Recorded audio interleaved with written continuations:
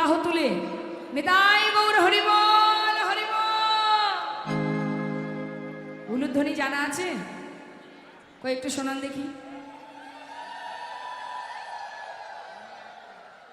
কি ব্যাপার, সবাই তো করলেন না? উলুধ্বনি করবেন। উলুধ্বনি করলে রাধা গোবিন্দের যুগলধ্বনি করা হয়। প্রতিদিন যদি কেউ উলুধ্বনি করে তাতে রাধা গোবিন্দের যুগলধ্বনি হয়ে যায়। তাই প্রতিনিয়ত উলুধ্বনি করবেন, হাতে তালি দিয়ে হরিনাম কীর্তন করবেন। তাই এবার আমরা, হ্যাঁ বলুন।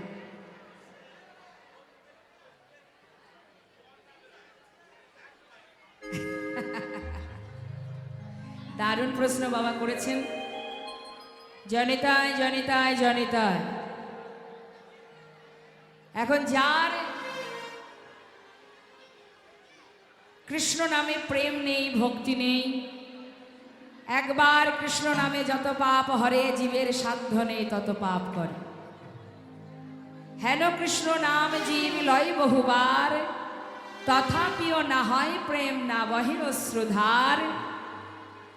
জানিবে সেই হৃদয়ে অপরাধ আছয় প্রচুর, কৃষ্ণ প্রেম বীজ তাতে না হয়। কৃষ্ণ প্রেমে যদি বাড়ি বরিশন না হয়, বাড়ি বরিশন হতে বাধ্য। জানবে যার ভিতরে প্রেম জেগে ওঠেনি তার বাড়ি বরিশন হবে না। আপনার সন্তানের প্রতি প্রচুর ভালোবাসা আছে, তাই না?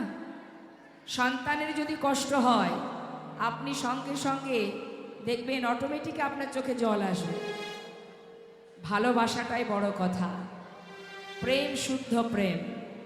যে জনে কৃষ্ণ ছাড়া আর জানে না সে তো গোবিন্দকে পাওয়ার জন্যই কাঁদে।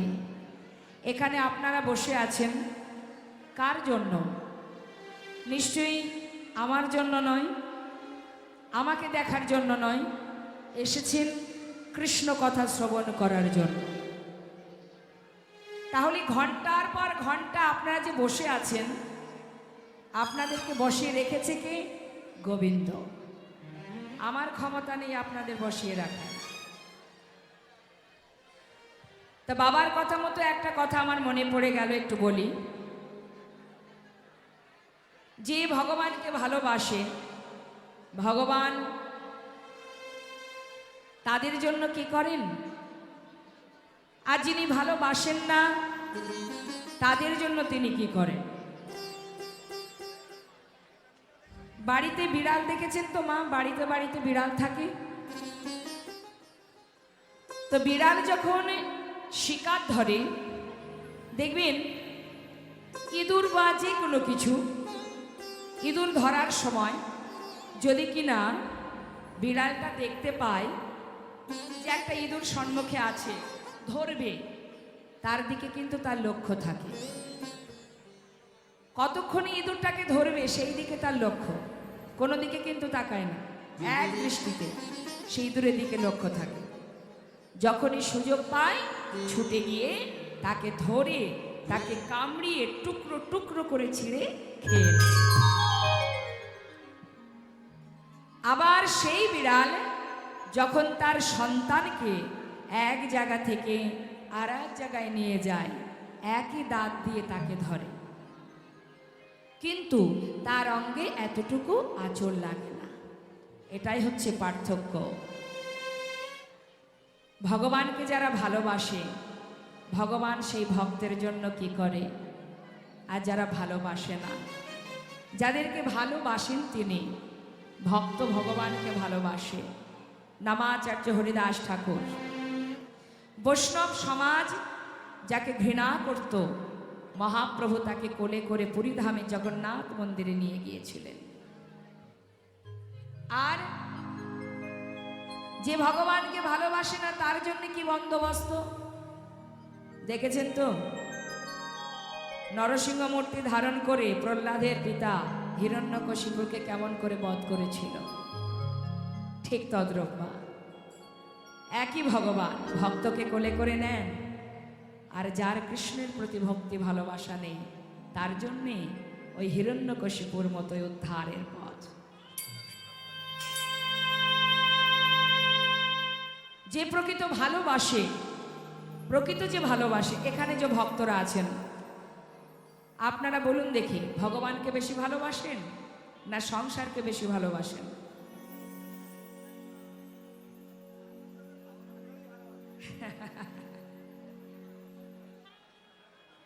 কাকে বেশি ভালোবাসেন? দুজনকেই।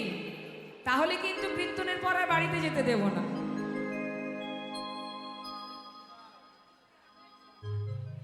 আমরা সংসার ভালোবাসি বলেই আমরা সংসারের ফিরে যাই, আর যারা ভগবানকে ভালোবাসে তারা কিন্তু সংসারে নেই। কারা? সরগোস্বামী, জয়রূপ সনাতন ভট্ট রঘুনাথ, শ্রীজীব গোপাল ভট্ট দাস রঘুনাথ, নামাচার্য হরিদাস ঠাকুর, লালাবাবু জগৎ শেঠ, তারা বড় বড় জমিদার ছিল, সব ফেলে তারা চলে গেছিল গোবিন্দ দর্শনে। তাই মাগো, যারা সত্যিই ভগবানকে ভালোবাসে তাদের চোখে কৃষ্ণ প্রেমে বাড়ি বরিশন হবেই হবে। যে ভালোবাসে না, যার মধ্যে অনেক পাপ আছে, তার কোনোদিন কৃষ্ণ প্রেমে বাড়ি বরিশন হবে না। হরি বল। আজ গোবিন্দ ঘোষ প্রভুর কথা মতো বিবাহ করলেন। বিবাহ করে সংসারে স্ত্রী এলো। যেদিন ঘরে স্ত্রী এলো সেদিন থেকে ভগবানের সেবা 4 বারের জায়গায় হয়ে গেল 3 বার। 1 বছর যেতে না যেতে একটি পুত্র সন্তান হলো। ছেলের নাম রাখলো ভগবানের নামে। ভগবানের নাম কি? ছেলেরও নাম রেখেছে গোপীনাথ। আগেকার সময় এটাই রাখা হতো, এখন হয়তো আর রাখে না। এখনকার নাম সব 2 অক্ষর 1 অক্ষর, লালটু পল্টু বল্টু, তাই না? আবার সিরিয়ালে যেসব নামগুলো বেরিয়েছে সেইগুলোও রাখে। এদিকে সিরিয়াল হয় নাকি? হ্যাঁ বাবা, নকুল দানার মতো অবস্থা। এদিকে স্টার জলসা আছে নাকি? সর্বনাশ। সিরিয়াল দেখেন? দেখেন না তো, দেখবেন না। সিরিয়াল মানে যার শেষ নেই। এখন সিরিয়ালে যদি লম্বা করতে হয় একটা জায়গায় 4টে বিয়ে করতেই হবে। তা সিরিয়াল দেখলে কি করে 4টে বিয়ে করা যায় সে রাস্তা আপনারা খুঁজে পাবেন। তাই ভুলেও ওই সর্বনাশ করতে যাবেন না।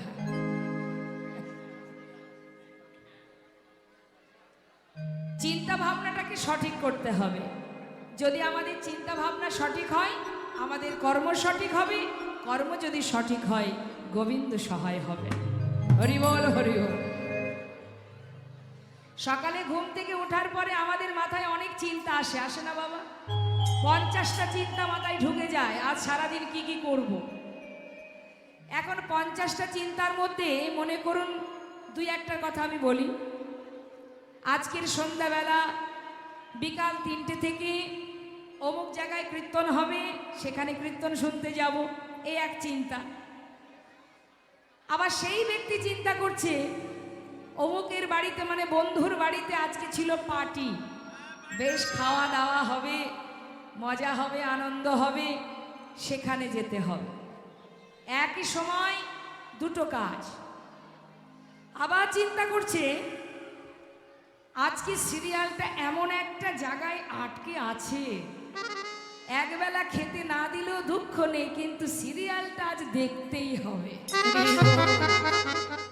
ঠিক একই সময়ে, যে সময় কীর্তন, এই দাদরে কীর্তন, মানে সব কিছু একই সময় চিন্তা করছে কোন দিকে যায়। এখন আপনি যে জিনিসটাকে, মানে যে চিন্তাকে আপনি গুরুত্ব দেবেন সে তো শক্তিশালী হবে। সিরিয়াল দেখলে 3টে বিয়ের রাস্তা খুঁজে পাবেন। পার্টিতে বন্ধুর বাড়িতে গেলে পরের দিন কোন বন্ধুর বাড়ি পার্টি হবে তারই আলোচনা হবে। হ্যাঁ, আর যদি কীর্তন শোনেন, কীর্তন শুনতে শুনতে যদি এতটুকু কৃষ্ণ প্রেম আপনার অন্তরে জেগে যায়, ব্যাস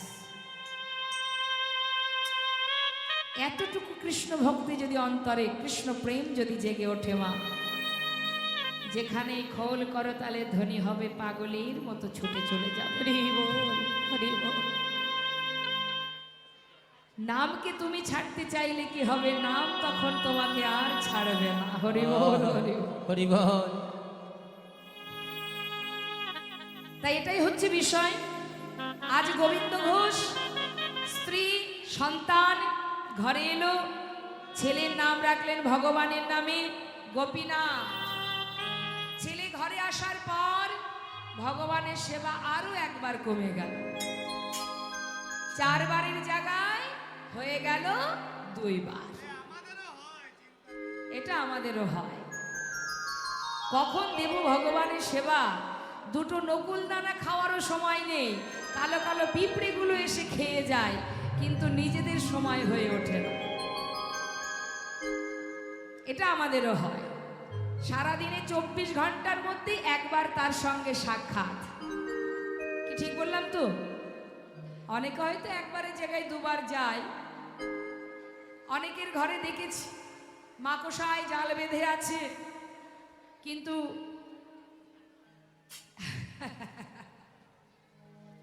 ভগবান এক কোণে বসে বসে মৃদু মৃদু হাসে আর বলে, ওরে তোর সংসারটাকে রক্ষা করার দায়িত্ব আমার। ঘর থেকে যখন বেরিয়ে যাস, সন্তান নিয়ে স্বামী নিয়ে বলে যাস, প্রভু রইল তোমার সংসার, চললাম দয়াময়, তুমি রক্ষা করো। 5 দিন পরে ফিরে এলো, আসার পরে ঘরের কোণে যে বসে আছে, যার উপরে সমস্ত দায়িত্ব দিয়ে চলে গেলেন, তার জন্য বাড়িতে এতটুকু একটা কোনো খাবার ঘরে আসে না। মালিক বাড়ির কর্মকর্তা যিনি, বাজারে গিয়ে যখন কোনো খাবার কেনে, গুনে গুনে দেখে বাড়ি কতজন সদস্য আছে, 5 জন কি 7 জন, যায় 7টা রসগোল্লা নিয়ে যায়। কিন্তু 7টা রসগোল্লার টাকাটা যিনি যোগান দেন, তার জন্য একটা রসগোল্লা বাড়ি আসে না। এটাই তো আমাদের দুরবস্থা মা। বৈষ্ণব মহাজন বললেন, সময় করিয়া পত্রী ধরিয়া যে বা চলে দ্রুত গতি, সময়ের শেষে অনাসে সেজন চলে যায় আপন বাসতে। তুলবি যদি ছানা মাখন সকাল সকাল তোলে, শিশুকালে কৃষ্ণ ভজন, বৃদ্ধতে ভজনেতে বাধাই গণ্ডগোল। সময় গেলে আর পাবে না। লালন ফকির একটা গান বেঁধেছে না মা, সময় গেলে সাধন হবে না। আহা, ছোট্ট ছেলে ঘরে এলো, সন্তান আসার পর ভগবানের সেবা 2 বার দিনে। প্রভু মনে মনে চিন্তা করলেন, দেখেছ কেমন ভাবে ভক্ত মায়ার বাঁধনে আবদ্ধ হয়েছে। যেমন হয়েছে মায়ার বাঁধনে আবদ্ধ, তেমন করে আমি যেমন দিয়েছি আবার কাটিয়ে নেব। কাটাচ্ছেন কেমন করে? একদিন ফিরে এসে ডাকছে, ভিক্ষা করে ঘরে এসে ডাকছে, মাধবী, ও মাধবী, যা ভিক্ষা করেছি 2 ভাগ করো, 1 ভাগ রন্ধন করো আর 1 ভাগ রেখে দাও। আমি গঙ্গায় স্নান করতে চললাম, স্নান করে এসে গোপীনাথের সেবা দেব। স্নান করে এসে দেখছে মা ঝোলাটা যেখানে রেখেছিল সেইখানে পড়ে আছে, রান্না হয়নি। কি হলো? মাধবী কি রান্না করলো না? গেল কোথায় সে? ডাকতে ডাকতে ঘরের ভিতরে প্রবেশ করে দেখছে বিগ্র গোপীনাথের চরণে তার স্ত্রী মাধবী উপুড় হয়ে পড়ে আছে। কি হলো? মাধবী দূর থেকে দাঁড়িয়ে ডাকছে গোবিন্দ, ও মাধবী, কি হলো? ওঠো ওঠো, শিগগিরই ওঠো। আরে বাবা, গোপীনাথকে কিছু বলার হলে পরে বলবে, আগে তাকে খেতে দাও, সেবা দাও। যাও যাও, কত বেলা হয়েছে, রান্না করুনি, শিগগিরই যাও, আগে রান্না করো। সাড়া দিচ্ছে না মা, এত ডাকছে তবু সাড়া পাচ্ছে না। কি হলো? মাধবী, ডাকছি শুনতে পাচ্ছ না? কি হলো? আমার কথা কি তোমার কানে যাচ্ছে না? বলি, ও মাধবী, কোনো সাড়া নেই। দেবে কি করে সাড়া? দেহে তো আর প্রাণ নেই। ছুটতে ছুটতে কাছে গিয়ে যেই না মাধবীর অঙ্গ স্পর্শ করেছে, মাধবীর অসার দেহটা দেখে চিৎকার করে উঠেছে, গোপীনাথ! গোপীনাথ! হে তুমি কি করলে গোপীনাথ? তুমি আমার মাধবীকে কেন কেড়ে নিলে? বলো গোপীনাথ, কি অপরাধ করেছিল আমার মাধবী? তুমি কেন কেড়ে নিলে? কাজ চিৎকার শুনে পাড়াপড়শি ছুটে এসেছে, মাথায় হাত দিয়ে সান্ত্বনা দিচ্ছে, শান্ত হও, কেঁদো না গোবিন্দ। তোমার যদি হতো সে তোমাকে ছেড়ে যেত না, সে তো তোমার নয়, যে দিয়েছে সেই নিয়েছে। কাঁদছো কেন? কেঁদো না। পাড়াপড়শির যে ধর্ম সান্ত্বনা দেওয়া, সান্ত্বনা পেয়ে নিজে হাতে মাধবী শেষকৃত্য করলেন। সন্তানকে নিয়েই তার দিন কাটে মা। আর কিন্তু গোপীনাথকে কিছু বলেনি। ওই ছোট্ট ছেলেকে নিয়ে আর ভিক্ষা করে কোনো রকমে তার দিন যায়। তা বাবা, সন্তান ঘরে থাকে, বাবা ভিক্ষায় যায়, আর ছোট্ট ছেলে প্রতিদিন মাঠে খেলা করে। সন্ধ্যাবেলা সন্তানও ঘরে আসে, বাবাও ঘরে আসে। ছোট্ট ছেলে প্রতিদিন মাঠে খেলা করে, আর তাদের মায়েরা, ছোট ছোট বন্ধুর মায়েরা সন্তানকে সন্ধ্যা হতে না হতে কোলে করে ঘরে নিয়ে যায়। আর এই ছোট্ট ছেলে 5 বছরের শিশু গোপীনাথ, যাকে কোনোদিন তার মা নিতে আসে না। এটাই তার দুঃখ যে আমার মা কোথায়। সন্ধ্যাবেলা ঘরে ফিরছে, আর বাবা সারাদিন দাঁড়ে দাঁড়ে ভিক্ষা করছে। আমায় ভিক্ষা দাও গো নগরবাসী, ভিক্ষা দাও